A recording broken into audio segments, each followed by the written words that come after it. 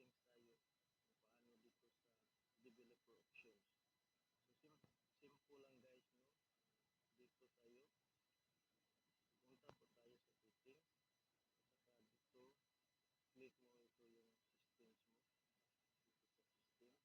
Saka makita mo yung dito po guys sa developer option, click mo lang dito. Yan. So pag off ang developer options mo, dapat mo yan i-on. Ito po. Yan. So dapat i-on mo yung developer option mo. So halimbawa, pag hindi mo na nakita yung developer options, dito ka lang sa settings, at saka i-click mo lang itong about phone 3 times.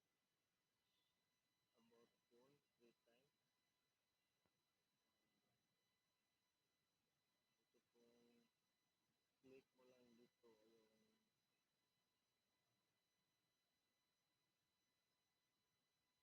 yung tatlong beses po, click mo. Ito yung software update. Saka pag hindi po yan nakita, balik ka lang po sa setting. Ito po yung setting. Saka dito po ito. Click kayo dito. Saan ba ito? Ito po about phone.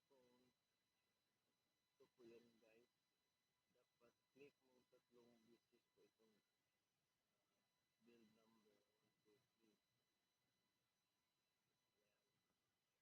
Kita mo yan guys. So meron ka na ang developer options dito. Saka click mo yon dito. Dito yun. Yan. Kita mo yan guys. Meron na ang developer options dito. Saka yan. Pili ka lang guys kung anong gusto mong piliin pag mag-settings ka dito. Halimbawa